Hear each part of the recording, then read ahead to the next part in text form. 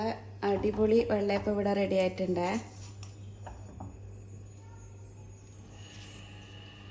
വെള്ളയപ്പം റെഡിയാക്കാനായിട്ട് ഞാനൊരു 1.5 ഗ്ലാസ് പച്ചരി കുതിർത്ത് വെച്ചിട്ടുണ്ട്.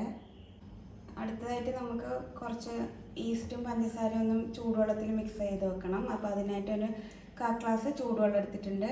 അതിലേക്ക് ഒരു 1/2 ടീസ്പൂൺ ഈസ്റ്റ് ഇട്ട് കൊടുക്കാം. 2 ടീസ്പൂണ് പഞ്ചസാര. അപ്പോൾ അതൊന്ന് നല്ലോണം ഒന്ന് മിക്സ് ചെയ്തിട്ട് നമുക്ക് വെക്കാം.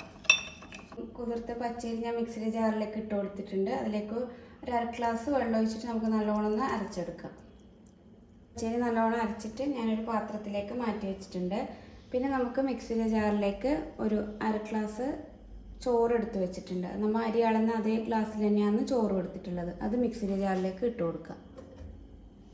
അതേ ഗ്ലാസ്സിൽ തന്നെ 1 ഗ്ലാസ് തേങ്ങ എടുത്തിട്ടുണ്ട്. അതും കൂടി ജാറിലേക്ക് ഇട്ട് കൊടുക്കാം. പിന്നെ നേരത്തെ നമ്മൾ ഈസ്റ്റെല്ലാം ചൂടുവെള്ളത്തിൽ മിക്സ് ചെയ്ത് വെച്ചിട്ടില്ലേ, അത് ഇതിലേക്ക് ഒഴിച്ച് കൊടുക്കാം. പിന്നെ ഒരു 1/2 ടീസ്പൂണ് ഉപ്പിട്ട് കൊടുത്തിട്ട് നല്ലോണം ഒന്ന് അരച്ചെടുക്കാം. അപ്പം തേങ്ങയും ചോറും എല്ലാം നല്ലോണം അരച്ചെടുത്തിട്ടുണ്ട്. അപ്പോൾ അതിലേക്ക് ഞാനൊരു 1/2 ഗ്ലാസ് വെള്ളം കൂടി ഒഴിച്ചിട്ടാണ് നല്ലോണം അരച്ചെടുത്തിട്ടുള്ളത്.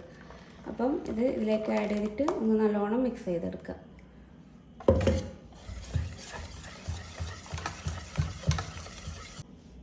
അപ്പം ഇനി നമുക്കിത് ഞാൻ രാത്രിയാണ് അരച്ച് വെച്ചിട്ടുള്ളത്. ഇനി രാവിലെ അപ്പം റെഡിയാക്കാം. അപ്പോൾ ഞാനിവിടെ എടുത്തിട്ടുള്ളത് സാധാരണ ഈസ്റ്റാണ്. അതൊരു 6-7 മണിക്കൂറെങ്കിലും നമുക്ക് പൊന്താൻ വേണ്ടിയിട്ട് മാറ്റി വെക്കണം. ഇൻസ്റ്റൻറ്റ് ഈസ്റ്റൊക്കെ ആണെങ്കിൽ നമുക്ക് പെട്ടെന്ന് റെഡിയാക്കി എടുക്കാം. തലേദിവസം അരച്ച് വെച്ച മാവ് നല്ലോണം പൊന്തി വന്നിട്ടുണ്ട്. അപ്പോൾ നമുക്കിനി ഇതിൽ ചട്ടിയിലേക്ക് ഒഴിച്ച് കൊടുക്കാം. ചട്ടി നല്ലോണം ചൂടായ ശേഷമാണ് നമ്മൾ മാവ് ഒഴിച്ച് കൊടുക്കുന്നത്.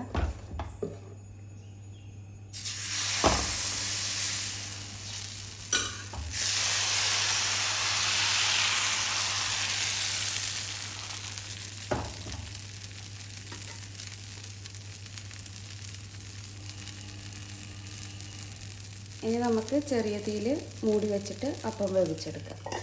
നമ്മളെ അടിപൊളി വെള്ളയപ്പം ഇവിടെ റെഡി ആയിട്ടുണ്ട്.